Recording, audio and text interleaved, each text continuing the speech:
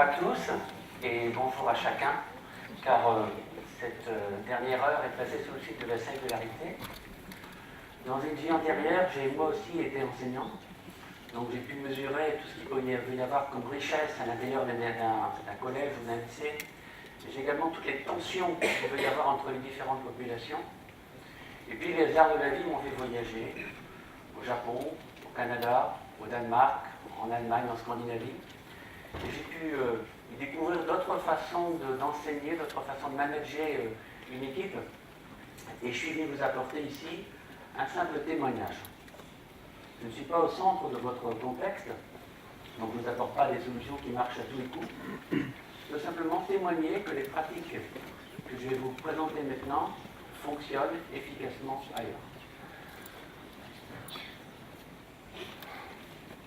Mais avant d'aller plus loin et pour rester concret, j'ai une petite confidence à vous faire. Je ne le répéterai à personne, mais je crois sincèrement que le management, c'est un peu comme de la cuisine. Et que pour réussir son management, il faut être bien outillé. Alors pour toujours rester près des choses, j'ai ramené les ingrédients nécessaires pour faire une bonne cuisine, c'est-à-dire un bon management. Est-ce que parmi vous, il y a des cuisiniers expérimentés? Exactement, quand vous cuisinez plutôt le samedi, le dimanche? Madame? Je pense que vous n'avez pas le temps de cuisiner tous les soirs. Est-ce qu'il y a un moment préféré pour la cuisine? Qui aime cuisiner par exemple le samedi? Levez la main. Madame, ça va? Qui cuisine plutôt le dimanche? Qui fait cuisiner le dimanche? Il y a beaucoup de dames qui lèvent la main. Pas beaucoup de monsieur. Pas que des dames. Bon. Donc, pour cuisiner, comme vous le savez, il faut avoir de bons ustensiles. Donc, j'ai ramené du sel ici, un fouet. Ça peut servir aussi dans le management. Et puis quelques produits qui viennent directement du marché. Ce matin, le marché était ouvert tôt, il était vide.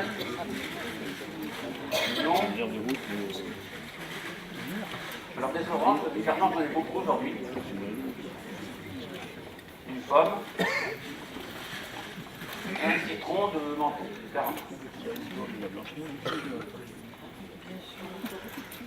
Voilà. Donc je vais vous présenter tous ces ingrédients. Ah, j'ai oublié l'essentiel. Un peu hauteur d'eau. C'est une merveille.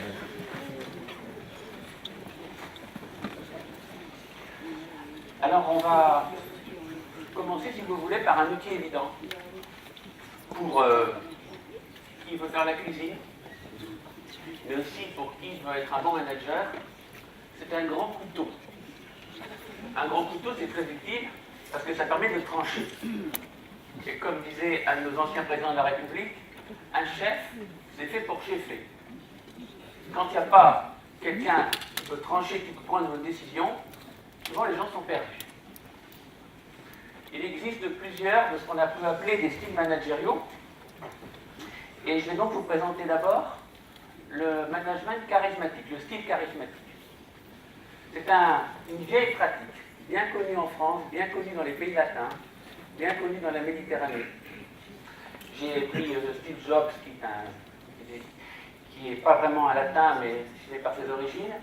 Mais on a d'autres exemples connus de managers charismatiques, comme par exemple le président de Virgin, groupe Virgin, Serge Dassault, effectivement un manager charismatique, Louis Renault. Le manager charismatique, ou bien chez Chanel, Karl Lagerfeld, a donné un management typiquement charismatique à son entreprise. Ce management charismatique, en gros, c'est une entreprise qui mise avant tout sur la personnalité exceptionnelle du chef. Le chef, si vous voulez, dans ce type d'organisation, c'est l'homme providentiel, c'est Dieu. Il peut régler tous les problèmes. Sa façon de fonctionner à l'intérieur de sa multinationale, ou peut-être de son lycée, c'est il parle, il donne la bonne parole.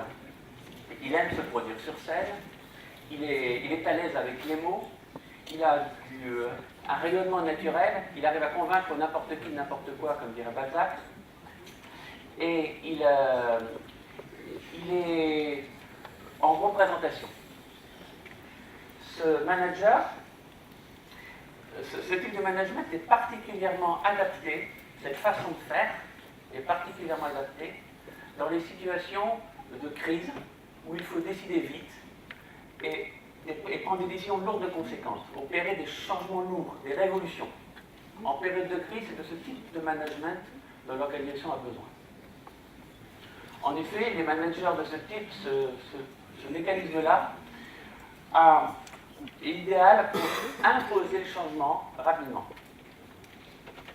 En revanche, ce type de fonctionnement, qui est très ancien, très paternaliste, évidemment, a un défaut majeur, c'est qu'il tend à infantiliser un peu les collaborateurs. Et quand ils partent, ça ne peut plus fonctionner. Quand Steve Jobs a quitté Apple, ça ne marchait plus, il est revenu, ça a remarché.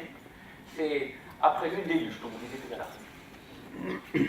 Donc c'est un fonctionnement qui a ses défauts, qui a ses qualités. Plutôt que de se poser la question de savoir s'il est bon ou pas bon, il faut mieux savoir quand est-ce qu'il est nécessaire. Ce positionnement-là, c'est bien quand ça va mal, et que vite, il faut trouver des solutions et les faire accepter sans discuter par tout le monde.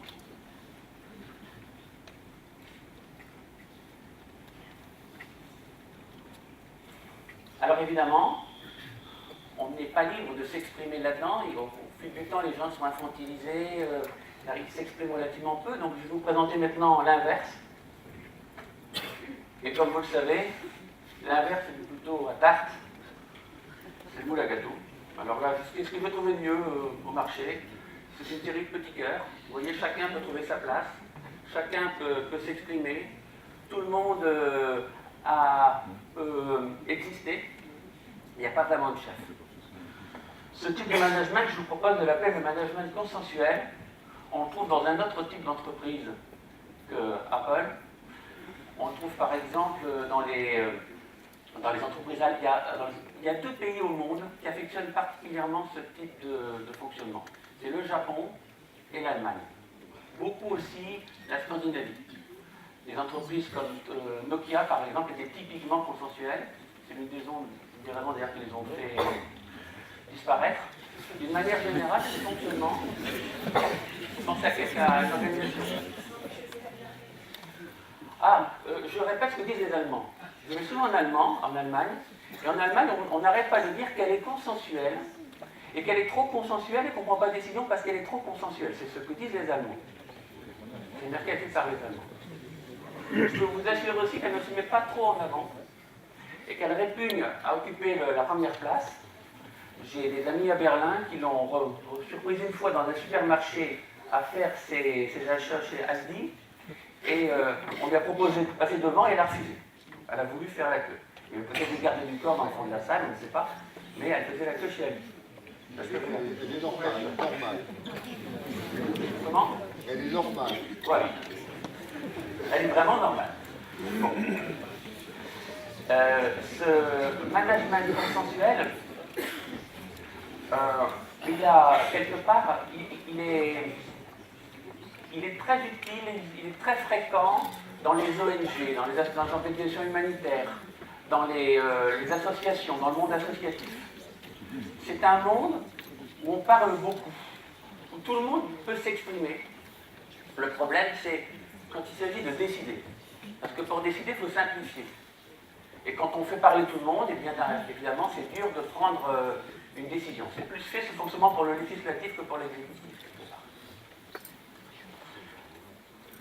Cette posture que vous pouvez adopter de temps en temps, parce qu'on le verra tout à l'heure, et ceci c'est très important, il n'y a pas de bon style et de mauvais style, il y a juste une palette de cuisine.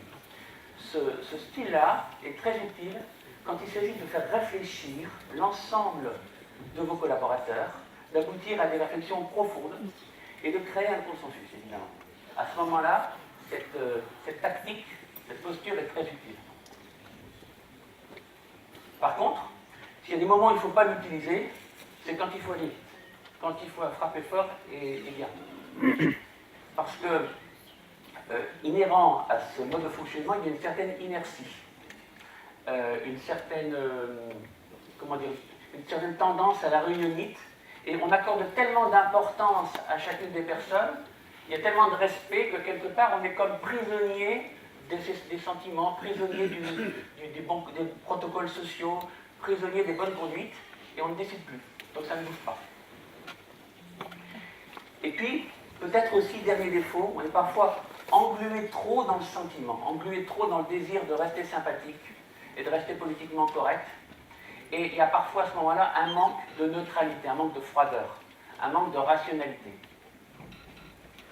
C'est pour ça que je vais vous présenter un troisième outil, plus rationnel, plus objectif, moins discutable, qui est ce verre gradué. Vous voyez, les graduations ne bougent pas d'un jour à l'autre. Un litre sera toujours un litre. C'est la même chose pour tout le monde. Donc cette façon de manager, objective, neutre, froide, je vous propose de l'appeler le management impersonnel. Alors ce type de management impersonnel, on va le trouver évidemment surtout dans les grosses structures. Les grosses structures pour lesquelles il est difficile d'accorder trop d'importance aux individus. Surtout les grosses structures internationales qui doivent garder une cohérence au niveau mondial et qui doivent quelque part donc neutraliser un petit peu les différences multiculturelles. Donc, je vais donner l'exemple d'un aéroport, d'un hôpital, qui ne peuvent pas se permettre de laisser trop de place à la subjectivité de leurs collaborateurs. Il faut que le résultat soit toujours là au rendez-vous. J'ai pris LVMH comme j'ai pris Accor pour vous donner quelques exemples de groupes mondiaux. Si vous prenez les Sheraton par exemple ou les Novotel, vous aurez à peu près toujours la même précédence de service, quel que soit l'endroit du monde. On aurait pu ajouter McDonald's aussi. Dans ce type d'organisation, on se préoccupe plus du processus, du comment, que de l'objectif. Ce type de fonctionnement, c'est très bien. J'ai oublié le micro, donc excusez-moi. Bon, ce type de fonctionnement est très bien pour la vitesse de croisière. Quand il n'y a pas de problème, quand il n'y a rien à inventer, quand la vie est un long fleuve sans ligne, quand tout baigne, c'est parfait.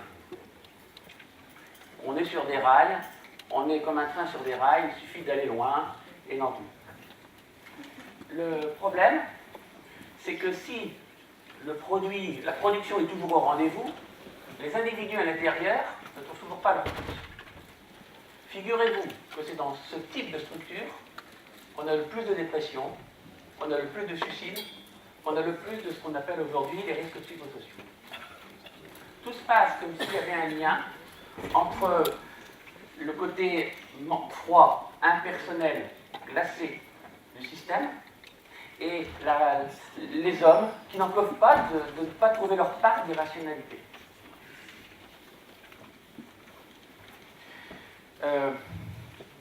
Je vais lancer une hypothèse audacieuse. Je n'ai pas la maîtrise complète de ce qui se passe dans vos établissements, mais j'ai eu entre les mains, pour préparer cette intervention, quelques lettres d'ATTE, soit qui se plaignaient de 36 choses, soit d'une relation avec un tel, soit de relations entre eux. Et peu importe ce qui était dit dans ces lettres, ce qui m'a vraiment frappé, c'était la concentration de violence. Il y avait une sorte de violence très très forte sous-jacente. Alors je sais bien qu'il n'y a pas ce type de problème dans tous les établissements, je ne peux témoigner que des lettres que j'ai entre les mains, mais j'étais touché, ému par la violence personnalisée qu'il y avait à l'intérieur. Et ça m'a rappelé un peu ce que m'avait dit un chercheur au CNRS qui travaillait sur des rats et des petites souris. Il m'a dit quand on augmente le nombre de rats ou de souris à l'intérieur d'une cage, à partir d'un certain moment donné, on a ce qu'on appelle des phénomènes aberrants. Les rats se mettent à se manger entre eux, à se mordre, ils piquent des cris, on ne comprend plus leur comportement. Et le nombre de maladies cardiovasculaires augmente, et ils ont quelque part des tendances aux risques psychosociaux. Alors loin de moi, vouloir comparer une salle d'ATTE à une case dans laquelle il y aurait des rats. Ce n'est pas du tout mon intention. Ce que je veux dire, c'est que plonger dans un système impersonnel, trop impersonnel. Parfois, les humains réagissent par des comportements irrationnels qui ne sont rien d'autre qu'un cri pour dire « j'existe ». Donc, je répète, il n'y a pas de bon système ni de mauvais système. Chaque système a ses forces et ses faiblesses. Mais il faut être conscient que chaque posture présente ses avantages et ses inconvénients. Donc là, l'inconvénient, ce sera que l'individu, finalement, a du mal à trouver sa place. C'est pour, dans les grandes entreprises, on n'a pas de lettres violentes. On a par contre un autre phénomène qui est la déloyauté. C'est-à-dire que dès qu'on trouve un job mieux payé chez le concurrent, on ne va pas hésiter à quitter Total pour aller chez Elf ou de quitter, comment ils ont fusionné maintenant, ou de quitter Accor pour aller chez Olivier. Donc, je vais maintenant vous présenter l'inverse. Alors, c'était difficile de trouver un outil qui représente bien l'inverse. J'ai pensé au fouet, mais il s'agit, si j'ai ramené le fouet, c'est pas parce qu'il s'agit de battre les collaborateurs, hein, ne croyez pas ça. C'est parce que le fouet, ça permet de rassembler ensemble tous les ingrédients qu'il peut y avoir dans une sauce ou dans une soupe. Ça permet de dissoudre les grumeaux, ça permet d'amalgamer, d'incorporer l'ensemble et d'unifier, finalement, de créer le plat.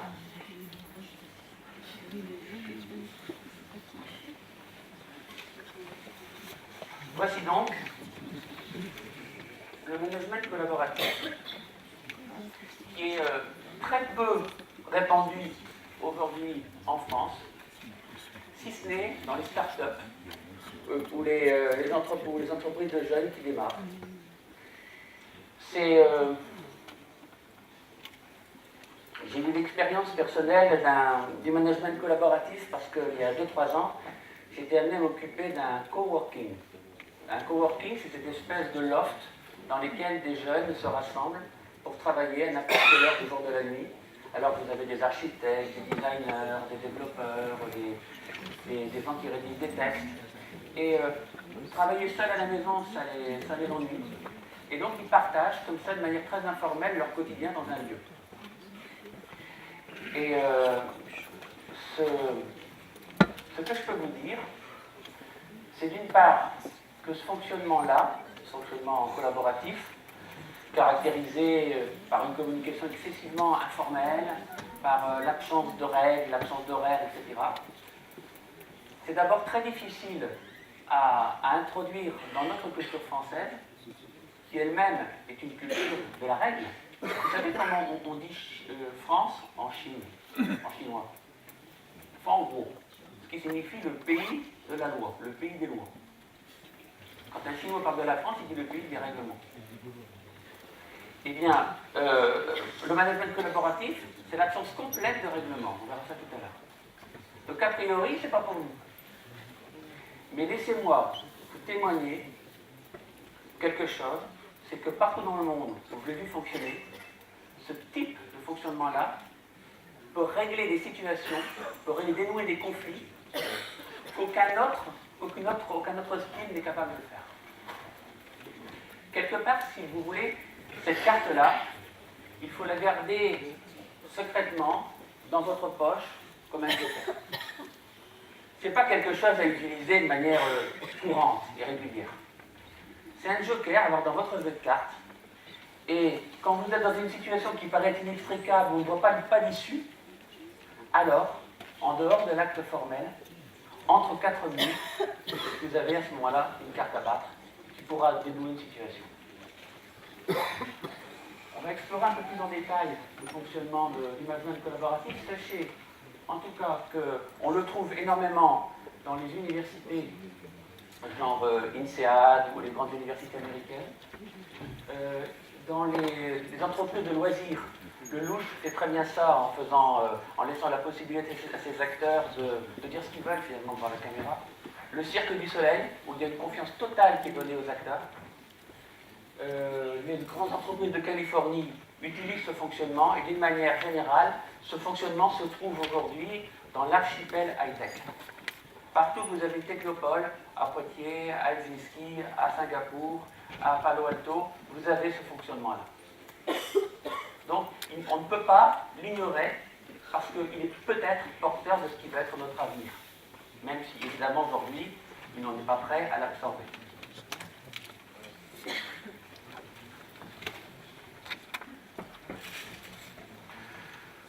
Donc, si vous voulez maintenant, on va essayer de reprendre ces quatre outils. Donc, on va essayer de les mettre ensemble, de les confronter, pour voir ce qui peut en ressortir. Et si donc on va les reprendre. Vous retrouvez ici le management charismatique qui s'oppose à son inverse, le management consensuel. Le management impersonnel qui s'oppose au management collaboratif. Et ce qui est intéressant ici, c'est de voir les axes qui ressortent de cette confrontation. D'abord, vous avez un axe gauche-droite, ouest-est, avec à gauche des styles qui vont faire du mieux qu'ils peuvent pour gommer l'individu, en partant du principe que ce sont les règles qui comptent, les principes. Et à droite, vous allez avoir des systèmes qui vont se passionner pour l'individu et vont essayer de différencier au maximum leur approche de chaque collaborateur. Le postulat, c'est plus ils sont différents, mais aussi de bas en haut, vous avez un axe qui va opposer le mécanique à l'organique. Alors, quelle est la différence entre le mécanique et l'organique? Le mécanique, c'est quand au départ, vous avez un schéma qui a été écrit et vous devez rentrer dans ce cadre. Le schéma est écrit une fois pour toutes. On ne vous demande pas de réfléchir à ce qu'il faut faire, ni pourquoi il faut le faire. Vous êtes juste là pour appliquer un pourquoi ou un quoi défini par d'autres. On est résolument dans le comment, comme une machine qui a été programmée. L'approche organique des choses, elle va s'inspirer du vivant. Ce qui caractérise la vie par rapport aux machines, c'est que le cerveau se reprogramme en permanence lui-même. Ses objectifs, il les redéfinit à la limite à chaque instant. Ce qui caractérise la vie, c'est la possibilité de se déconstruire, de se défaire et de se refaire à chaque instant. C'est ça, la vie. L'homme, en se défaisant, se fait. C'est quand on se remet en cause, c'est quand on tire le leçon d'un échec, qu'on se reprogramme autrement, qu'on existe vraiment. On n'existe jamais autant dans une vie d'homme que quand on se confronte à l'expérience, que quand on s'expose. Quelque part, vous serez d'accord, on n'existe que quand on s'expose. Et bien ce style de management du premier étage, là, il prend des risques, il essaie de redéfinir en permanence sa vision, son pourquoi, sa finalité. Pour ceux qui ont lu Bergson, on a typiquement les deux sources de la morale et de la religion, avec le fonctionnement statique en bas et le fonctionnement dynamique en haut. Donc, si de ce tableau, donc, il faut tirer un principe et deux constats. Le principe, c'est le même que tout à l'heure, il n'y a pas de bon style managérial, comme il n'y a pas d'un bon type de personnalité, ou qu'il n'y a pas un bon profil et un mauvais profil. On a des outils complémentaires qui s'adaptent à des circonstances différentes. Quand Napoléon était à Moscou en flammes et qu'il a fallu prendre la décision de rentrer rapidement, il a bien fallu qu'il se posât en management charismatique. Sinon, il ne serait jamais rentré. Bon, quand il s'agit de réparer un pays après une guerre, comme en 46-47, eh bien, il était nécessaire d'être consensuel. Quand on est dans les 30 Glorieuses, on était résolument impersonnel parce qu'on était dans la quantité plus que dans la qualité. Mais quand il faut réinventer une civilisation, quand on est à la fin d'un cycle et que manifestement les choses ne fonctionnent plus et qu'il faut inventer autre chose, c'est là que le collaboratif excelle. Donc, si vous le voulez bien, je vais creuser avec vous un peu plus profondément cette approche collaborative, même si bien entendu l'appliquer aujourd'hui quotidiennement, massivement, serait une utopie dans le contexte, parce que ce management collaboratif, il tient en germe la possibilité d'un rejeunissement, la possibilité de réinventer autre chose. Et vous sentez bien que depuis 3 ans, 5 ans, il y a beaucoup de choses qui changent très très vite autour de nous, qu'il y a des murs qui s'effritent, qu'il va falloir inventer quelque chose d'autre, ou du moins commencer à y réfléchir. Donc je vous invite à explorer ces pistes d'utopie, juste pour savoir peut-être de quoi sera fait, non pas demain, mais après-demain.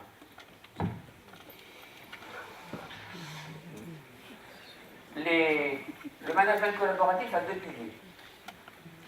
La reconnaissance individuelle et la vision organique.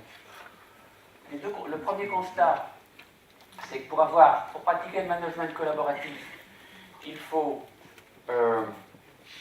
se passionner pour l'individu, pour la singularité de l'individu. On ne peut pas faire l'économie de l'écoute de la singularité. Et en l'axe vertical de vision organique, lui, il nous apprend quelque chose, c'est qu'un leader, au fond, c'est quelqu'un capable de présenter un futur auquel on a envie d'appartenir.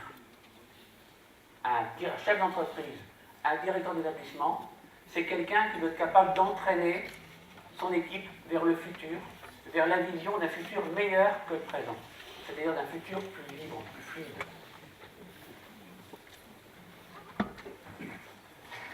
Alors, je vais vous dire maintenant un autre secret. Pour faire de la bonne cuisine, il ne suffit pas d'avoir des bons ustensiles.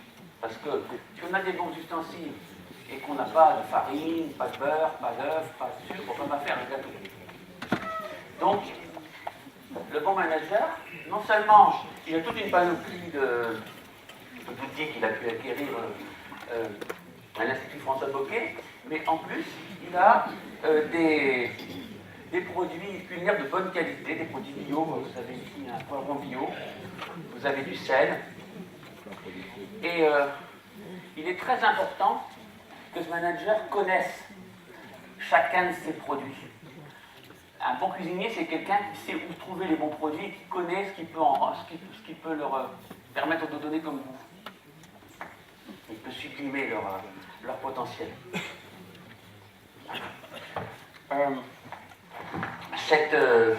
Cette réalité est à peu près incontournable. Chacun de vos collaborateurs, il y a toute une dimension qu'on peut faire travailler, qu'on peut développer. On peut les former, on peut les encadrer, on peut les faire grandir, etc. Tout ça, c'est vrai. C'est même la vocation de l'école. Mais en dessous de ça, il y a des choses qu'on ne peut pas changer, qui sont figées dans le marbre. Aujourd'hui, on sait qu'on a tous un ADN différent les uns des autres. On sait que génétiquement, certains, parmi les humains, sont plus robustes, d'autres sont plus rapides, d'autres sont plus ouverts, d'autres sont plus extravertis. Il y a une donnée initiale qu'on ne peut pas changer. Quand on regarde l'évolution des êtres humains au fil de leur vie, on se rend compte qu'il y a des constantes et qu'il y a des choses il y a une sorte de profil qui est très tout au long de leur existence. Ces traits de caractère, quelque part, non seulement ils ne disparaissent pas avec le temps, le fait d'être très à l'écoute d'autrui, ou le fait d'être au contraire bavard, ou le fait d'être vite fatigué, ou le fait d'être très anxieux. Mais ça a tendance à s'amplifier avec le temps. Tout se passe comme l'histoire d'une vie était l'histoire d'une chanson qu'on chante de plus en plus fort. Tout se passe comme si le plus grand bien que nous pouvions faire aux autres n'était pas de leur communiquer notre richesse à nous, mais de leur faire découvrir la leur. Tout se passe comme si tout ce qu'on pouvait faire au niveau aide personnelle, au niveau, là je parle en tant que coach, pour un adulte, c'est de l'aider à approcher un peu plus de lui-même. En fait, on ne peut pas vraiment échapper à sa nature. Il faut désespérer. Les personnes que j'ai pu rencontrer dans ma vie, qui ont voulu passer outre leur nature, soit parce qu'elles étaient dans une vie de couple très heureuse, soit dans un travail passionnant, soit dans une entreprise géniale, Apple par exemple, mais où ils ne pouvaient pas vivre à leur temps, vivre à leur rythme, et bien parmi ces gens-là, j'en ai vu beaucoup mourir intérieurement.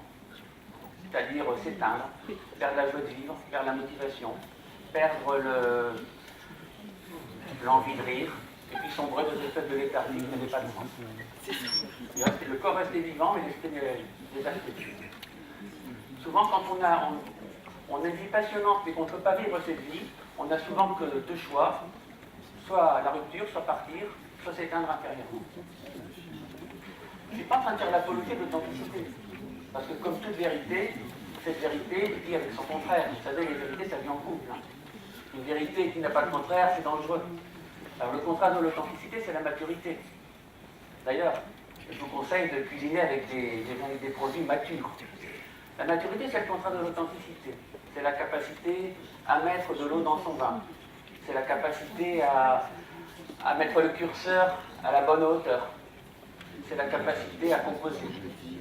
C'est capital pour vivre en société. Et pourtant, ces deux vérités coexistent. Authenticité et maturité. On peut former des gens, ils doivent évoluer, ils peuvent évoluer, et c'est le sens de l'école, c'est le sens de la vie en général. Et pour autant, il y a une part secrète, une part d'ombre en chacun, qui est stable et qui ne peut pas changer parce qu'elle est physique, parce qu'elle est inscrite dans l'ADN, parce qu'elle est inscrite dans chacune de vos 40 milliards de cellules.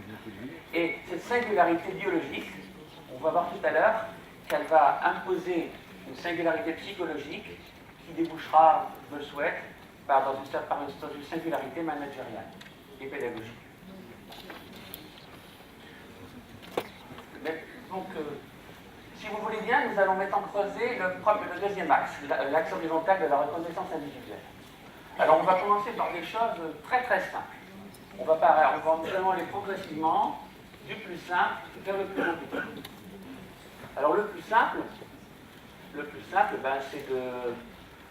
de savoir dire bonjour. Il y a une façon de dire bonjour qui est une façon de donner de la reconnaissance à quelqu'un. Mais vous le savez, le bonjour, c'est pas un mot, c'est un acte. Monsieur le Président, est-ce que vous m'autorisez à vous serrer la main? Puis-je vous inviter à me rejoindre?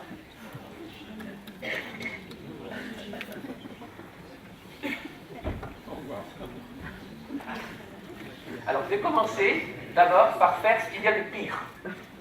Je ne suis pas allé dans un collège de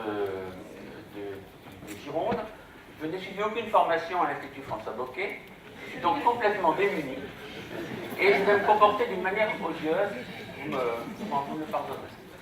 Voilà. Ça vous?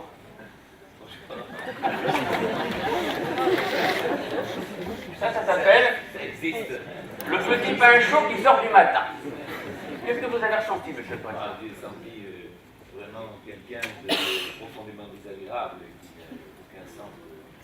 Aucune éducation. Aucune éducation, voilà. Là, je vous ai éduqué le plus vache. Je déteste ça. Moi aussi. Là, vous êtes plus vache, j'ai détourné les yeux au moment même où je vous serrais la main. Et c'est ça qui est grave. Parce que dans une poignée de main, le plus important, c'est ce qui se passe juste après. Si vous voulez bien vous reculer, Monsieur le Président, nous allons faire un...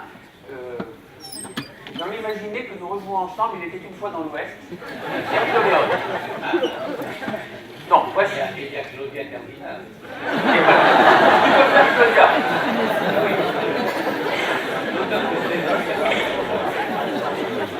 Alors, une poignée de main idéale, ça se passe en 3 temps. Un moteur qui a explosion sur 4 temps, là on est en 3 temps. Premier temps, on se concentre, une préparation.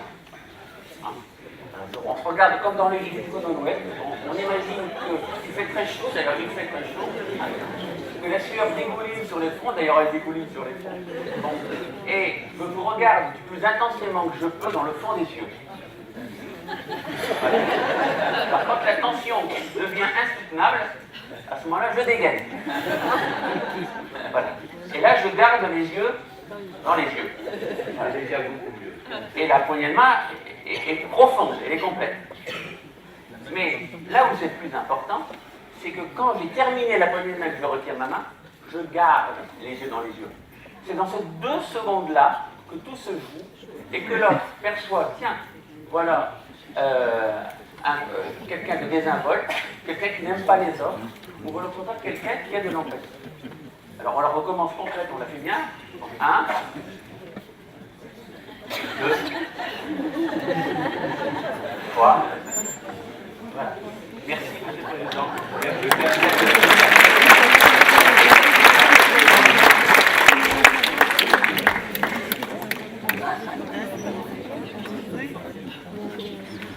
Donc effectivement, si on veut pratiquer la reconnaissance individuelle ciblée, il faut d'abord être capable d'utiliser les signaux minutes.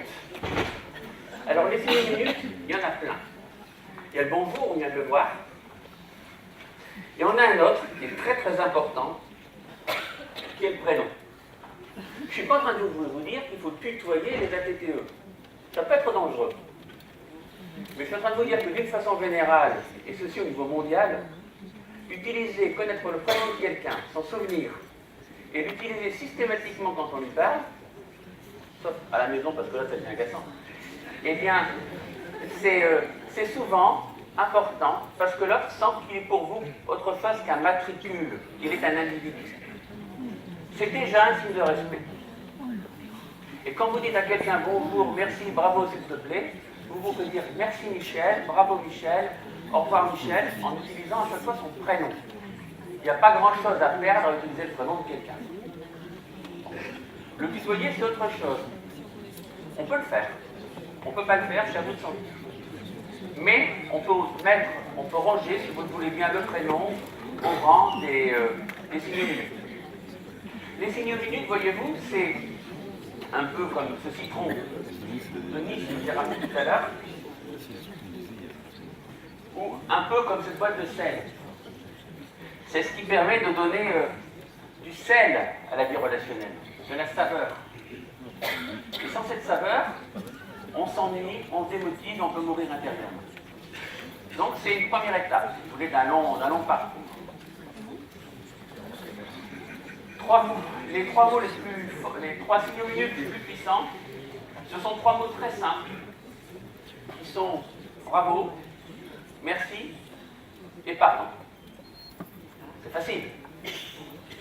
Et pour des raisons mystérieuses, alors que ces signaux sont extrêmement puissants, on ne les utilise jamais. On traite avec un sentiment de malaise ou avec un... C'est souvent compliqué. Moi, ce que je vous propose, c'est le signal minute, c'est-à-dire, bon, excuse-moi, Valérie, c'est énervé hier. Ou bien, bravo Michel, ça fait du super boulot. Ou bien, merci, on l'utilise un peu plus quand même. Merci Charlotte, et son rapport est super complexe, en essayant d'être précis sur le but du remerciement. Pensez à la goutte de citron à mettre sur la salade, celle qui donne du goût. Si vous voulez, le signal minute, c'est comme un timbre. Les gens font des collections de timbres, et quand ils n'ont pas le soir leur quota d'une cinquantaine ou d'une centaine de timbres reçus, eh bien ils sont mal. Ils ont plus envie de travailler, plus envie de venir travailler. Donc c'est pas compliqué, ça dure quelques secondes, et toute la journée, il faut comme ça distribuer des gouttes de une reconnaissance.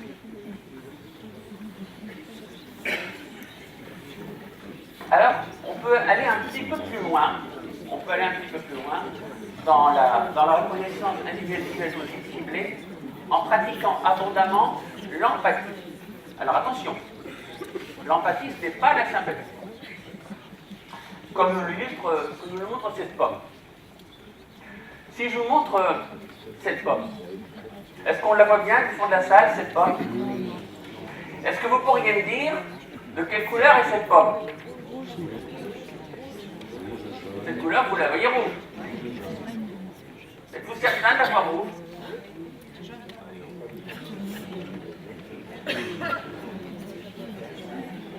Ah, il y a peut-être des nuances. Mais elle vous paraît rouge. Alors, disons, admettons que je sois un être doué d'une grande capacité d'empathie. J'irai voir quelqu'un. Bonjour madame, dites-moi, cette pomme, vous la voyez quelle couleur? Vous la voyez rouge?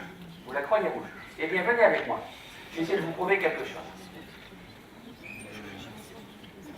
Quand je suis à votre place, il est clair que cette pomme rouge. J'admets que vu de votre place, on la voit rouge, cette pomme. Maintenant, si je vous emmène de mon côté, venez voir. Regardez de mon côté de la pomme. Vous voyez bien que de ce côté-là, elle n'est pas rouge, elle est jaune. Donc, elle a plusieurs côtés, cette pomme. Tout dépend de quel côté on la voit. Et maintenant, si on retourne à votre place, on va la revoir rouge. Donc là, je viens de faire preuve d'empathie, c'est-à-dire que j'ai proposé à mon interlocutrice d'échanger avec elle son référentiel et son point de vue. Imaginons maintenant que j'ai la mauvaise idée de vouloir être sympathique par principe avec tous mes collaborateurs, ce qui est au contraire très dangereux. Qu'est-ce que je vais faire? Je dois absolument avoir des commas partout et qu'il n'y ait aucune vague, aucun conflit. Je reviens voir mon interlocutrice et je lui dis: Anne, de quelle couleur voyez-vous cette pomme?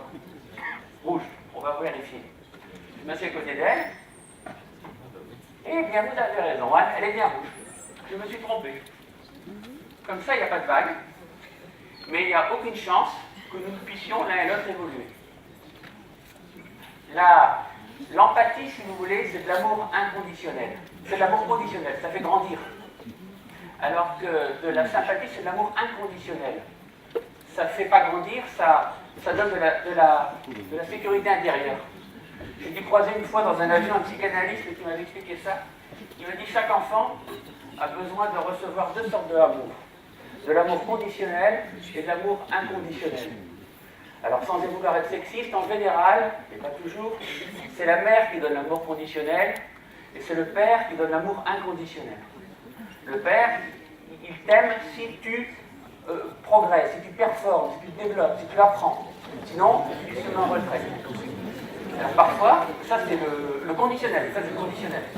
Cet amour conditionnel qui est donné par papa, etc., fait grandir. Et l'autre, il ne fait pas grandir, il conforte, on se sent bien.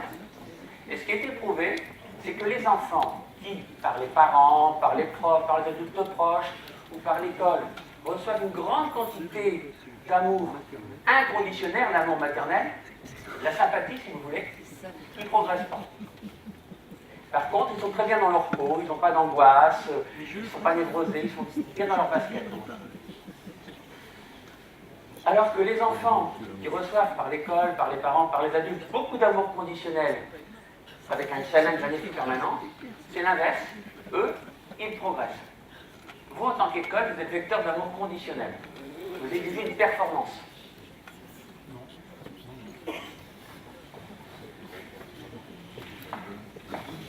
Donc, voilà la différence entre la sympathie et l'empathie.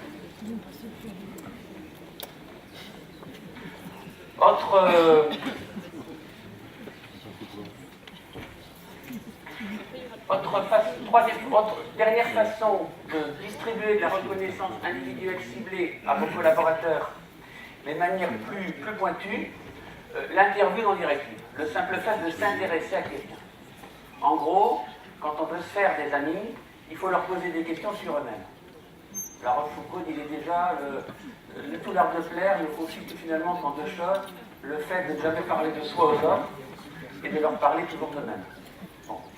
Cette interview non directive à l'autre sur lui-même, cette espèce d'enquête de journaliste qu'on fait sur l'autre, eh bien elle commence par des questions sur des faits: tu viens de où, t'as quel âge, etc., ce que c'est quoi ton parcours. Ensuite on passe aux opinions, ensuite on passe aux émotions, et petit à petit on se rapproche du centre de la personne. C'est pour ça que j'ai bien envie de vous proposer comme symbole l'oignon, parce que l'oignon, il a plusieurs pelures, si vous voulez, qui s'entourent les unes les autres, et quelque part, il n'y a pas de reconnaissance sans apprivoisement. C'est-à-dire que c'est en effeuillant progressivement, en épluchant l'oignon, en passant progressivement des couches périphériques et des couches centrales, qu'on crée la relation profonde et la relation durable, qu'on est vraiment dans la reconnaissance. Et comme on va voir tout à l'heure, l'avenir de l'école, c'est peut-être aussi la reconnaissance. Comme si la révolution qui s'annonçait, c'était le passage du monde de la connaissance enrichi par le monde de la reconnaissance. En tout cas, c'est la tendance mondiale aujourd'hui.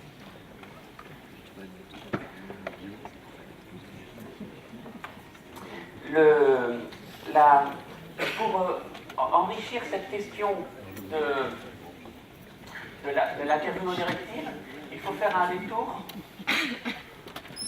peut-être, sur le fonctionnement du cerveau. Le cerveau, vous le savez, aujourd'hui, est un organe très compliqué. On a longtemps pensé qu'on avait 3 cerveaux. Récemment, en 91, il y a des chercheurs de l'Université de Bologne qui ont trouvé un 4e, le cerveau mimétique. On a très récemment encore à Calgary, au Canada, découvert en 2011 qu'il y a une partie de notre cerveau était dans notre ventre, au fond. Et finalement, aujourd'hui, on n'a plus 3 cerveaux, on en a bien 7 ou 8. On est en train de découvrir que le cerveau, pratiquement, c'est l'organisme tout entier. On va simplifier les choses pour l'usage qui nous intéresse. On va revenir aux 3 cerveaux qu'on connaît bien en psychologie, qui sont le cerveau reptilien, que j'appellerais le cerveau crocodile. Ce cerveau reptilien est un cerveau qui a été donné aux êtres vivants il y a environ 300-400 millions d'années. C'est un cerveau très rudimentaire. En gros, l'eau brûle, je retire ma main. Ou bien, quelqu'un me court après, elle me court après, je me sauve. Et si elle se sauve, par contre, j'essaie de la rattraper. Ça, c'est le cerveau reptilien. Le cerveau reptilien, c'est le sens du territoire. Ah, t'es rentré dans mon bureau, sans m'avertir. Bon, le cerveau reptilien, il est assez bête, mais il est toujours là. Il a surtout un affreux monopole. C'est le monopole de l'initiative. Quand vous avez un stress, une agression, une impulsion, c'est de là que ça vient. Donc on ne peut pas l'ignorer parce que c'est la porte d'entrée obligatoire au cerveau. Vous savez qu'il y a 60 millions d'années, il y a un gros météorite qui est tombé sur la Terre, dans le golfe du Mexique. Vous savez que la plupart des reptiles ont disparu et que seuls les petits mammifères ont pu survivre parce que les mammifères avaient le sang chaud. Ils n'étaient pas ovipares mais vivipares. Et aussi parce qu'ils avaient un autre cerveau, de plus que les crocodiles, qui est le cerveau limbique. Le cerveau limbique, c'est un cerveau qui nous permet de vivre dans le passé, d'avoir la mémoire des choses, la mémoire affective des choses. Parce que figurez-vous que ce système limbique, en fait, il est composé de 2 organes principaux. Un organe qu'on appelle l'amygdale, qui est la clé, qui est le gestionnaire de toutes nos émotions, et d'autre part un autre organe qu'on appelle l'hippocampe, parce qu'il ressemble à un petit hippocampe, qui a le monopole du passage des souvenirs du court terme au long terme. Donc le souvenir et l'affectivité, la mémoire, l'affectivité et l'odorat aussi sont complètement liés dans ce système limbique, qui a le privilège, vis-à-vis des reptiles, de mémoriser les expériences agréables et désagréables. Il y a 3 millions d'années, un 3e cerveau apparaît, dont nous avons le triste monopole, qui s'appelle le néocortex, qui lui permet de réfléchir et d'analyser et de se projeter dans le futur. Ce cerveau est la grandeur de l'homme parce qu'il lui permet d'anticiper l'avenir, mais c'est aussi sa misère parce qu'il sera, à partir de ce moment-là, continuellement source d'angoisse. De quoi la tolérance à l'incertitude pose problème. En tout cas, ce qu'il faut retenir de cette approche tripartite, c'est qu'il y a d'abord un sens unique. L'afflux nerveux part de la tige qui est le crocodile pour traverser les sentiments, pour aboutir finalement à la zone de la réflexion. Et aussi, il y a une sorte de switch à l'anglaise, une sorte d'inhibiteur, c'est-à-dire qu'au moment où l'afflux nerveux traverse cette zone émotive, votre cortex est inhibé, il ne peut pas fonctionner. Et à partir du moment où l'afflux nerveux arrive dans le cortex, c'est le limbique qui est inhibé. Vous avez une sorte d'interrupteur, si vous voulez. Soit vous pensez, soit vous ressentez, mais jamais les deux. Si un jour un élève ou un CPE vous agresse, ça peut arriver, verbalement, je veux dire. Bon. Eh bien, posez-lui la question, vous savez du combien? À ce moment-là, il va réfléchir, il va activer son cortex, il va donc devoir débrancher le limbique, et vous allez voir, il va se calmer. Je vais vous demander combien il pèse, combien il pèse, ça pourrait faire quelque chose harcèlement. Ou bien la couleur de ses chaussettes. Mais la meilleure façon de calmer quelqu'un, c'est de réactiver le cortex.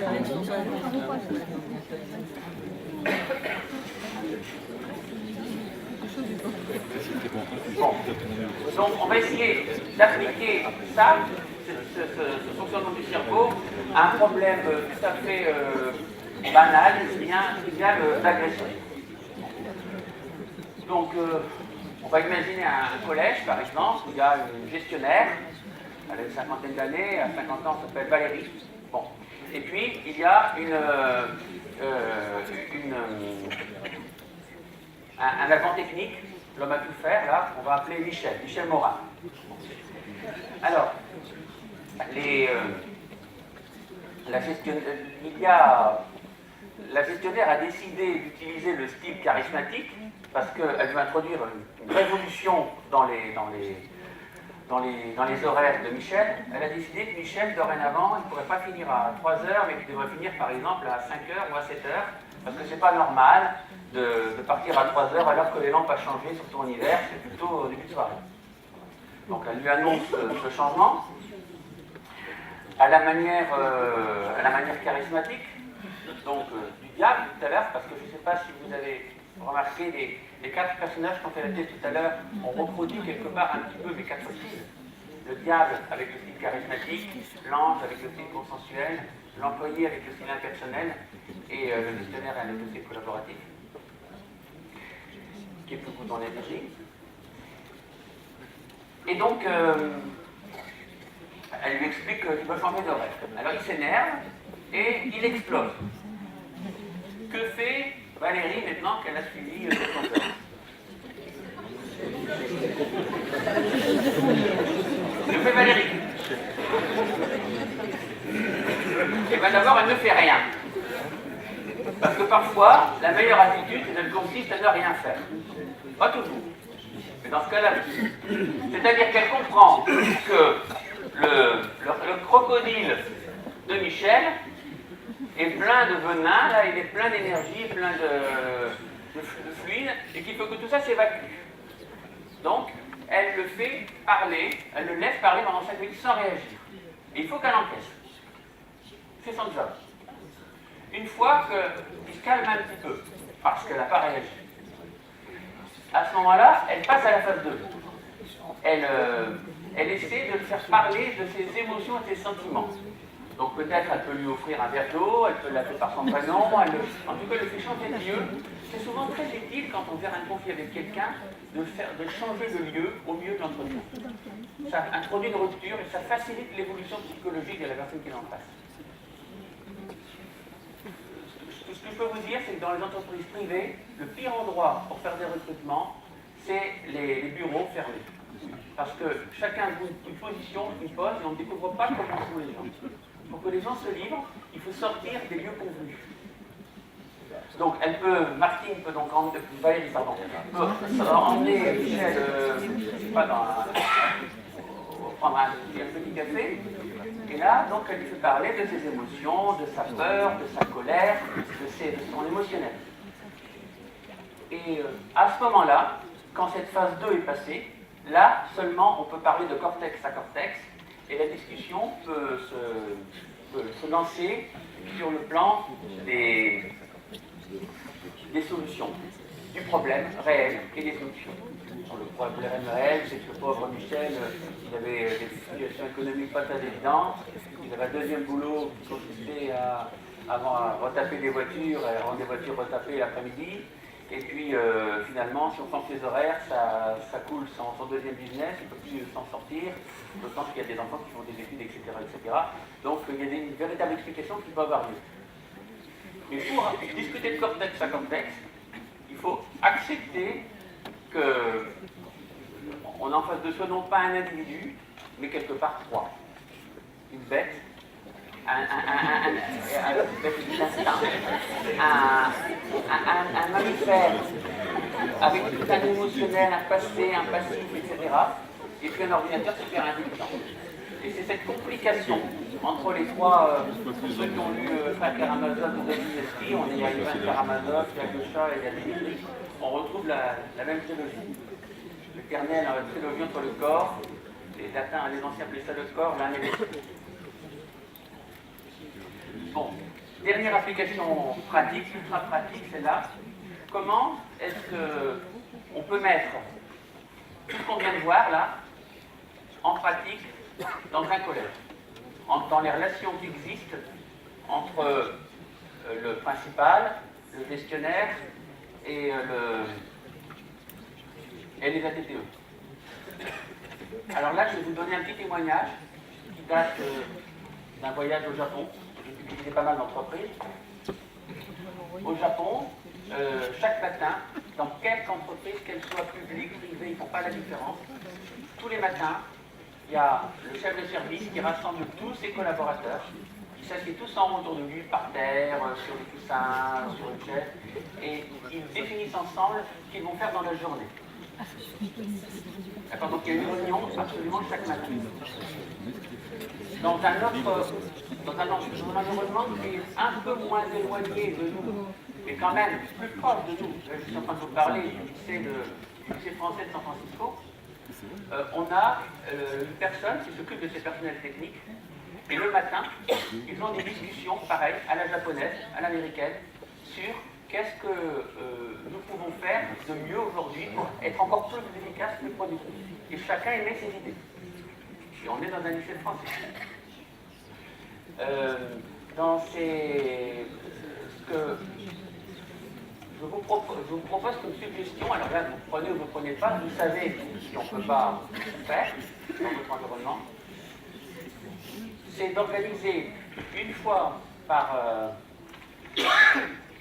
semaine un petit déjeuner qui peut durer 20 à 30 minutes entre d'une part tous les personnels ATTE réunis autour d'une table, mais il ne peut même pas y avoir de table, l'important c'est qu'il y ait un cercle, et une personne, un référent, qui peut être soit le gestionnaire, soit le directeur, soit le principal d'établissement, soit le principal adjoint, non pas en fonction de sa fonction, de son titre, mais en fonction de son propre caractère. Parce que pour faire des réunions comme ça, pour les animer, pour les valoriser, il faut avoir un certain caractère. Un caractère, il faut aimer ça, il faut plus ou moins être averti, il faut aimer parler, il faut aimer ça. Donc, ce type de petit déjeuner une fois par semaine avec les ATTE, ça leur montre qu'ils existent. 2, on se soucie de ce qu'ils ont à dire. 3, ça leur permet à ceux qui ont des bonnes idées de formuler leurs idées. 4, ça permet de confronter les points de vue et d'en tirer quelque chose de nouveau. Et au final, le temps que vous allez perdre dans cette demi-journée hebdomadaire, vous ne le perdrez pas après à dénouer des problèmes absurdes qui sont que l'expression d'un malaise profond. Voilà pour cette partie sur la reconnaissance individuelle.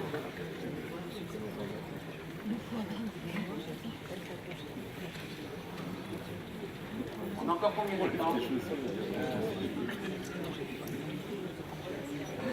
Bon, d'accord. La reconnaissance individuelle, je ne sais pas si vous voulez le tableau de tout à l'heure. Je crois qu'on va le retrouver. On reprend le tableau de tout à l'heure. Là, on a exploré, excusez-moi juste un style, on a exploré cette zone-là. Bon. Maintenant, on va explorer cette zone ici pour voir la deuxième composante de ce management collaboratif qui est quelque part le Graal du management et peut-être le plus difficile à réaliser, bien entendu. Comme tout Graal qui se respecte. Vaincre sans péril, en triomphe sans gloire. Donc, la vision organique, qu'est-ce que c'est? C'est ça.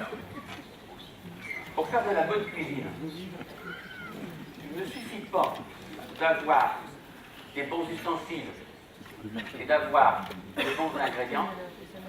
Il faut encore être capable de donner de l'oxygène à ses collaborateurs. Il faut être capable de les laisser respirer. Et si je fais ça, je ne sais pas si vous allez entendre, ça marche. Bon. On libère à ce moment-là mélodie d'odeur, du goût, et on va permettre à la vie de fonctionner. Il n'y a pas de vie sans oxygène, ça ne marche pas. Même si vous avez beaucoup de reconnaissance individuelle, et si vous accordez beaucoup de poids à chaque individu, s'il n'y a pas la dynamique autour, l'espace de liberté suffisant, ça ne pourra pas marcher.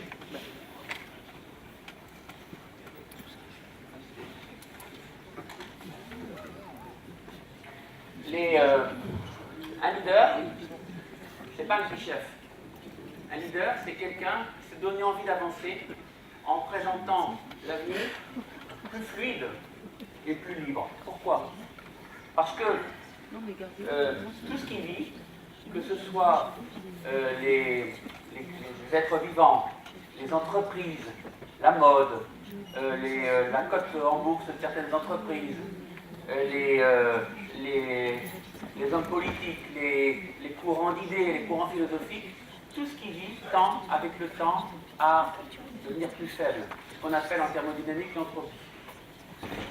L'entropie, qu'on peut appeler aussi érosion naturelle, ça marche aussi bien avec les montagnes qu'avec les grandes idées, qu'avec les entreprises et qu'avec les individus. Le temps est l'ennemi de tout ce qui existe. Donc, pour lutter contre ce temps qui est inexorable, il faut en contrepartie une force égale, qu'on pourrait appeler d'un point de vue philosophique l'instinct d'intégration, mais qu'on peut appeler aussi un leader organique.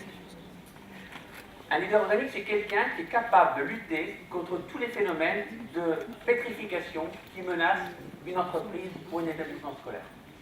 Je m'explique. Vous prenez n'importe quelle association, n'importe quel pays, n'importe quelle administration, n'importe quoi. Au début, quand vous lancez le projet, c'est génial, c'est tout neuf, tout beau, tout le monde a envie de s'y donner, c'est l'amour naissant. Et puis, avec le temps, qu'est-ce qui se passe? Mais ça, c'est valable dans tous les pays et dans tous les types d'organisations. Vous avez des phénomènes de pétrification qui s'installent. Vous avez d'une part les personnes qui ont créé quelque chose, les informaticiens, les comptables, les artistes, qui vont se mettre à défendre bec et ongle leur création, leur site web, il ne faut pas y toucher, leur système comptable, c'est leur, l'organisation du projet, c'est eux, le langage informatique, il ne faut pas y toucher, pas touche. Et il y a des citadelles qui s'installent, qui sera très difficile ensuite de déboulonner. Et bizarrement, de l'autre côté, du côté de ceux qui n'ont pas de pouvoir, qui n'ont rien fait, etc., il y a un phénomène de ghettoisation qui s'installe. Et si on y prend garde, il y a des ghettos qui se mettent d'un côté, des citadelles en face, et entre les deux, entre le ghetto et la citadelle, qu'est-ce qu'il y a? Une sorte d'apartheid. Et cette histoire d'apartheid, de ghetto et de citadelle, on trouve ça dans tous les pays, à toutes les époques, dans toutes les cultures. C'est le prix, c'est le temps qui passe et qui pétrifie les choses. Donc la vocation profonde d'un leader, d'un vrai dirigeant, que ce soit dans un établissement, une entreprise, une association, c'est d'être capable périodiquement d'affronter ces citadelles, d'affronter cet apartheid et ce ghetto pour rendre de l'oxygène, pour rendre de la liberté, pour redonner la possibilité aux gens de respirer. C'est la partie noble du travail.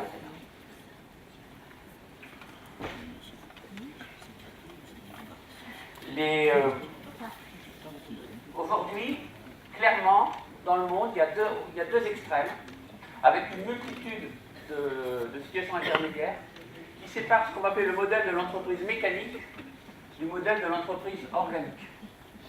J'ai connu les deux, j'ai travaillé longtemps dans une entreprise mécanique, je gérais un coworking et j'ai vu fonctionner des jeunes dans l'entreprise organique, et je peux vous montrer et vous expliquer comment fonctionnent les deux.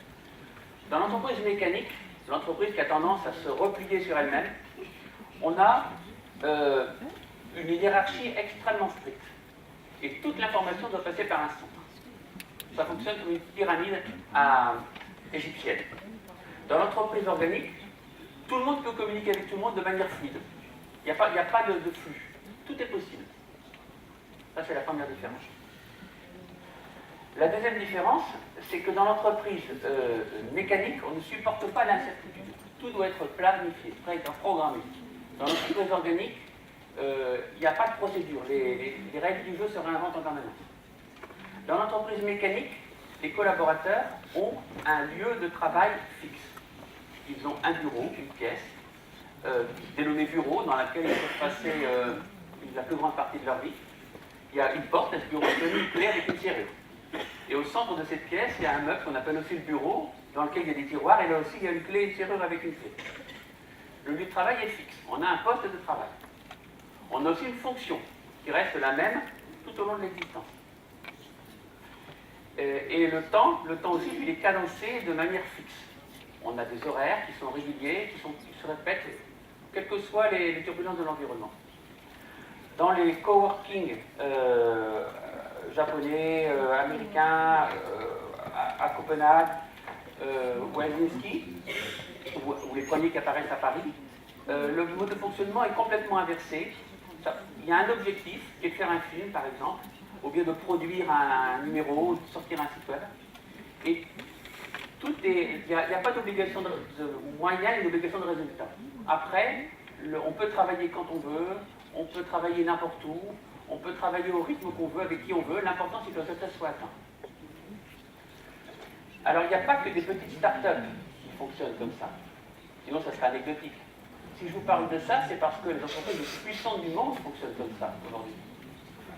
Par exemple, récemment, Google a revu ses locaux à Zurich.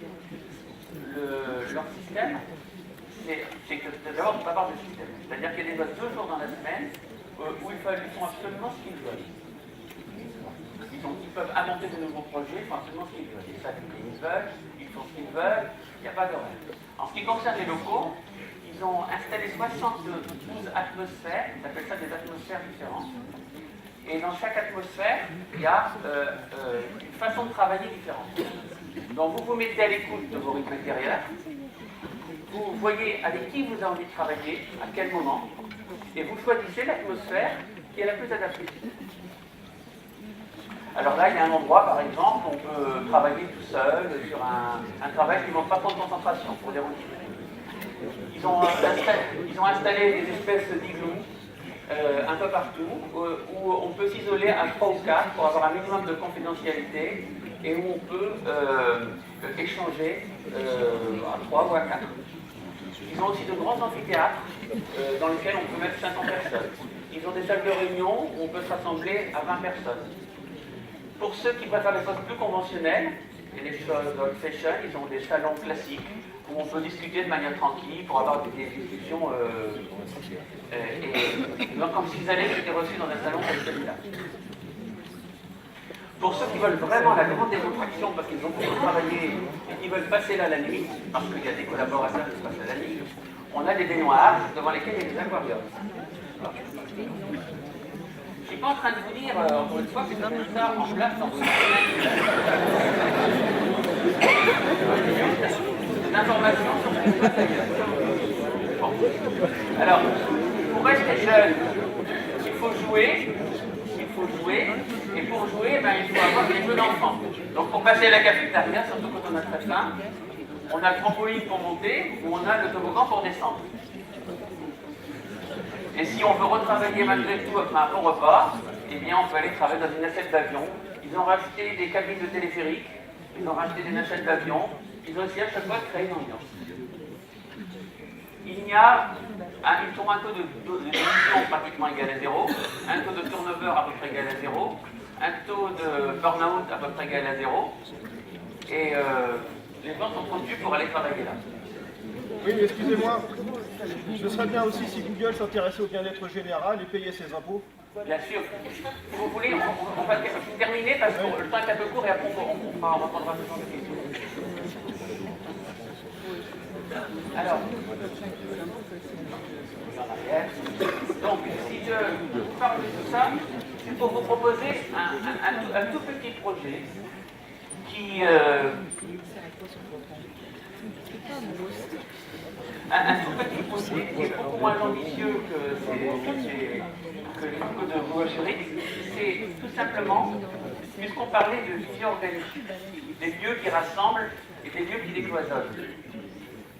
Je vous pose sur la table le projet, vous en faites ce que vous voulez, je ne connais pas votre contexte, mon témoignage à la limite de mon expérience, mais il me semble que chez parmi vous, il y a parfois 2 salles. Une salle pour celle qu'on appelle la salle des profs, et une salle qui est la salle pour les ADPE, qui est plus ou moins confortable. Je sais que dans certains cas, cette salle de DTE était aménagée dans d'anciennes toilettes. On m'a dit. Bon. Alors, parfois, il n'y a qu'une seule salle. Parfois, il y a 3 salles. Donc l'environnement va changer, il n'y a pas de généralité. Je suis bien d'accord. Ma suggestion, c'est, mon utopie, c'est pourquoi ne pas rassembler ces 2 salles en un seul local, qu'on appellerait plus salle des profs ou local technique, mais qu'on appellerait le salon ou une sorte de lounge, qui serait construit sur le modèle du coworking dont je vous parlais tout à l'heure. C'est-à-dire un lieu où il y a de la Wi-Fi, où on peut travailler, où il y a des casiers pour les profs, où il y a des casiers pour la TTE, et où il y a une machine d'espresso, une machine à café, où il y a de la boisson, un lieu à vivre, où on puisse sentir bien, mais où la mixité soit possible entre les deux univers. Parce que parlais tout à l'heure dans le discours de brassage, de population, de mixité, etc. Mais la mixité, quelque part, elle commence à l'intérieur même de l'école, entre les populations. Donc, en fonction de votre environnement, faites ce que vous voulez, c'est juste une suggestion, fusionner sous forme d'un coworking, la salle des profs avec le local fixe.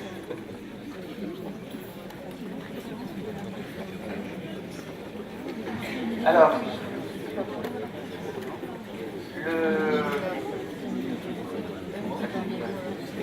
donc il ne reste plus qu'à faire ma conclusion. Je voudrais essayer, pour terminer en guise de conclusion, de dépasser cette singularité managériale dans quelque chose de plus grand. C'est la singularité relationnelle, peut-être même aussi la singularité de la civilisation.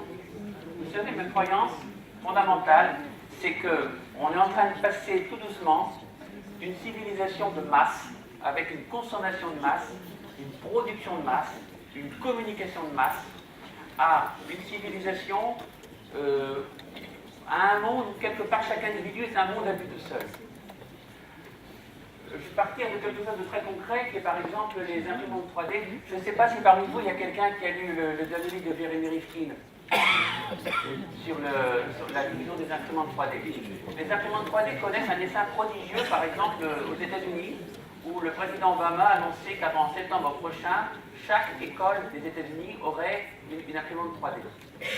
Alors au départ, une imprimante 3D, ça permet de faire des objets, n'importe quel type d'objet. Il y a 2 ans, en 2013, des chercheurs allemands sont allés dans le Sahara avec juste une imprimante 3D et des loupes. Et ils ont démontré qu'avec juste le soleil et le sable, en transformant le sable en verre, on pouvait faire absolument n'importe quoi et n'importe quel objet.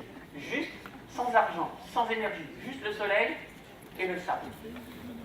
Les imprimantes 3D peuvent permettre de faire des instruments de musique, des maisons dans le Grand Nord du Canada, des prothèses. On a aussi, si vous remplacez l'encre des imprimantes 3D par de la matière organique, comme celle qui est sur la table là, vous pouvez aussi faire des gâteaux, vous pouvez faire des plats compliqués. Mais ce qui est très intéressant, ça reste l'application à l'humain, qui n'est pas encore au point évidemment, et heureusement, qui sera probablement dans aujourd'hui plus 20 ou 30 ans, donc entre 2035 et 2045. On a déjà des sociétés à San Diego, en Californie, qui ont été capables, en remplaçant l'encre par des cellules souches, de fabriquer des tissus de foie. Bon. On sait fabriquer des os. On ne sait pas encore fabriquer le cœur, on n'en est plus très loin. Le cerveau, par contre, on en est très loin. Donc si on continue sur cette lancée-là, dans quelques dizaines d'années, peut-être centaines, exactement, il deviendra peut-être possible de faire des choses monstrueuses. Par exemple, on pourrait imaginer scanner votre organisme quand vous avez 20 ans, sauvegarder le fichier de votre organisme quand vous avez 20 ans, et lorsque vous aurez 80 ans et que vous aurez un problème de foie au cœur qui ne marche plus, on pourra aller rechercher le fichier de vos 20 ans et l'imprimer en imprimante 3D. On pourra peut-être envoyer sur la Lune un email avec une pièce jointe, là, et dans la pièce jointe, il y aura et il vous suffira d'une seconde, donc pour être téléchargé sur la Lune. Mais il faudra à ce moment-là une imprimante d'une très bonne qualité et une réponse à cette question, ce voyage vaut-il la peine? Donc, voilà pour un exemple de la singularité des objets. Vous avez la singularité, donc l'industrie française et l'industrie mondiale en ce moment tend à baisser en ce qui concerne la fabrication de masse, et à la place on fait des produits uniques. Dans le spectacle, dans la distribution, dans la communication, on crée des événements éphémères, des événements qui n'auront lieu qu'une fois. Des ventes éphémères, des spectacles éphémères, des choses rares, exceptionnelles. Tout se passe comme si l'exception allait devenir la règle générale dans le futur. On part en communication. Autrefois, on envoyait des mailings, on utilisait la télévision, on avait des mass médias, comme disait McLuhan. Aujourd'hui, on ne fait plus ça. On est capable d'envoyer un message unique à une personne. Par exemple, sur Amazon, quand vous allez sur l'écran que vous voyez, il n'existe que pour vous.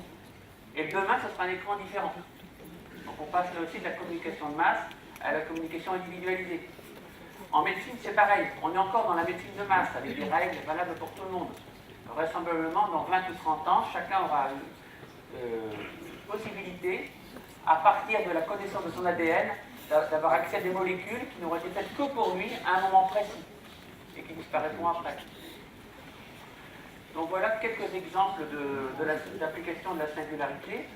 Évidemment, la singularité managériale s'inscrit complètement dans ce contexte.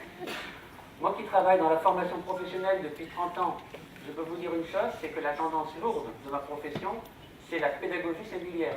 C'est-à-dire qu'on essaie, pour chaque adulte qui vient en formation, de trouver exactement quelle est la molécule de comportement qui lui manque et la molécule de comportement adapté.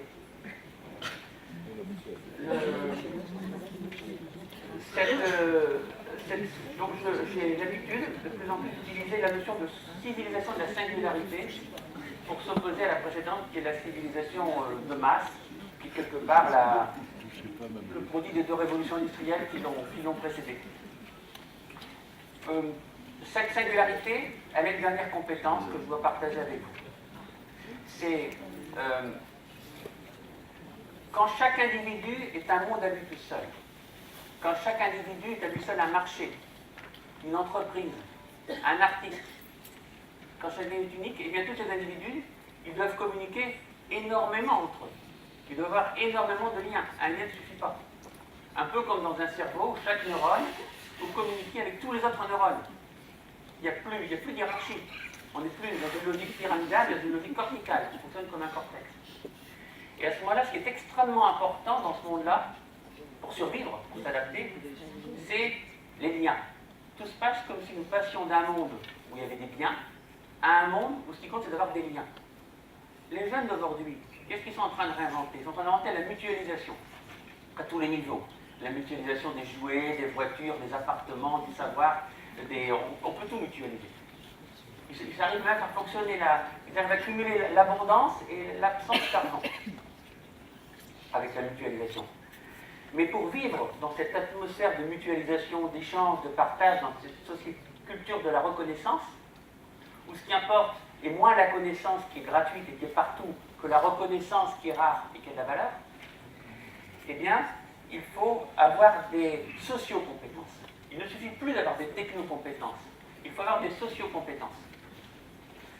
Je me trompe peut-être, mais j'ai l'impression qu'à travers le monde, les personnes qui s'en sortent le mieux professionnellement, celles qui réussissent le mieux leur intégration dans la société, ce ne sont pas les super techniciens ni les super ingénieurs, mais ce sont les personnes qui ont tout le b.a.-ba relationnel, les personnes capables de trouver des alliés, de garder la fidélité de ces alliés.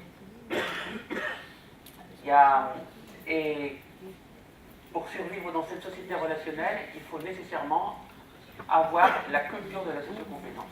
C'est la fameuse idée sur le QI et le QE, je ne sais pas si vous connaissez cette approche-là. Il y a un Américain qui s'est intéressé au quotient intellectuel. Il a regardé la relation qu'il y avait entre la réussite socio-professionnelle et le quotient intellectuel. Il a découvert en gros qu'un tiers des HQI, donc des quotients intellectuels supérieurs à 140, étaient des informaticiens, faisaient du code. Un tiers avait brillamment réussi, et un tiers étaient des clochards. Et encore, si vous inscrivez à Mensa, vous serez surpris par le fait qu'il y a pour 70% de personnes qui n'ont pas vraiment d'activité professionnelle. Alors, il s'est posé la question inverse. Si maintenant je prends les dirigeants des grandes entreprises, qu'est-ce qu'ils ont de commun? Quelle est la caractéristique des personnes qui réussissent bien leur vie sociale et leur vie professionnelle? Et ce qu'il a trouvé, c'est que tous ces gens-là avaient quand même un point commun. Ce n'est pas l'intelligence, ce n'est pas la connaissance, c'est les sociocompétences, qu'il appelle la quotient émotionnel. C'est la capacité à vibrer avec l'autre, à se mettre en empathie spontanée, à comprendre ce que l'autre a besoin qu'on lui dise, à se mettre à sa place et à lui permettre de se mettre à l'autre. Donc avant ma phrase de conclusion, un dernier exemple qui est important, parce que j'ai encore oublié de vous parler de Laurent. Ah oui, bientôt j'ai oublié. L'explosion de la complexité, ce n'était pas possible avant, pour une raison simple, c'est qu'on n'avait pas les ordinateurs. Comme actuellement la loi de Moore continue à sévir et qu'en gros, tous les 18 mois, la puissance informatique double, et comme le nombre d'informations disponibles double chaque année, comme un nénuphar, eh bien aujourd'hui, on arrive à une puissance informatique telle qu'il devient possible de traiter chaque humain indépendamment des autres. On peut lui faire des messages que pour lui. On peut même faire pire que ça, dans à peu près 10 ans, il sera possible, en intégrant votre ADN dans l'ordinateur, de connaître intégralement les risques, de faire une simulation, comme on fait autrefois pour les explosions atomiques, et de mesurer l'impact que va avoir tel médicament sur la progression et la réduction d'un cancer, par exemple. Donc on pourra simuler l'effet d'un médicament sur un programme qui sera une réplique de votre organisme. On aura la puissance pour ça. Donc, mon dernier exemple, c'est l'orange.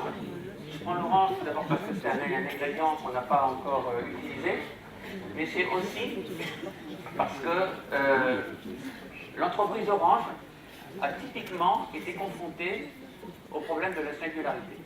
Je ne sais pas si vous vous souvenez, il y a 10 ans, chez Orange, il y avait deux sortes de problèmes.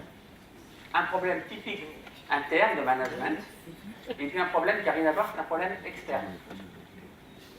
Alors, le problème externe, c'était qu'ils avaient une image désastreuse auprès de la clientèle, parce qu'ils étaient perçus comme un Big Brother très froid, glacial, implacable.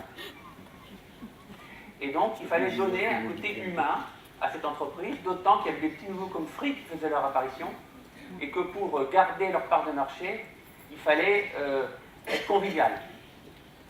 Donc, ils ont pris le taureau par les cornes, si on peut dire, et ils ont cassé leur boutique, et au lieu de mettre une officine genre La Poste, encore que La Poste elle aussi a fait la même révolution depuis, ils sont installés des petits îlots où on se sent bien, où on n'attend pas trop longtemps, où on est assis confortablement, on a un peu d'intimité. Donc ils sont passés de la culture de masse à la culture de la singularité côté client. Et puis ils ont fait la même chose côté management, côté salarié. Parce qu'Orange était l'une des entreprises en France qui avait le plus de suicides autrefois. Tout le monde était malheureux, les gens démissionnaient, les gens souffraient. Et alors ça fait parler de soi dans la presse, et à un moment donné, ils ont changé leur fonctionnement, et ils se sont mis en gros à pratiquer tout ce qu'on a vu cet après-midi. C'est-à-dire une formation sur ces compétences, des signaux de reconnaissance abondants et systématisés, des réunions où on peut s'exprimer, où on peut parler, des lieux de mixité où on peut échanger, et puis un leader qui soit là non pas pour sévir, mais qui soit là pour donner du poumon et rendre de l'air. Donc c'est un exemple de révolution globale de la singularité qui ne concerne pas que le management, mais l'ensemble de la stratégie d'un groupe. Donc on en arrive à la conclusion, qui va être assez simple, puisque nous avons commencé avec les ingrédients, nous finirons avec les ingrédients. Pour faire de la bonne cuisine, il faut bien équiper. Il faut d'abord avoir de bons ustensiles, en sachant ne pas être systématique et ne pas adopter un outil par principe, mais en fonction des circonstances, en fonction de la logique singulière de la situation, en fonction de la logique singulière de l'individu, utiliser judicieusement telle ou telle approche, telle ou telle méthode. Deuxièmement, il faut bien connaître ses produits, il faut connaître humainement ses collaborateurs, comme dans une PME, savoir ce qu'ils ont comme point fort, comme point faible, et aussi leur donner un signal de reconnaissance comme quoi je t'ai vu, tu existes pour moi, tu n'as pas besoin de crier parce que je t'ai entendu, parce que je t'entends. Mais ça ne suffit pas, parce qu'il ne suffit pas pour faire du bon management d'avoir des bons ustensiles et des bons ingrédients, il faut surtout être capable de les laisser respirer.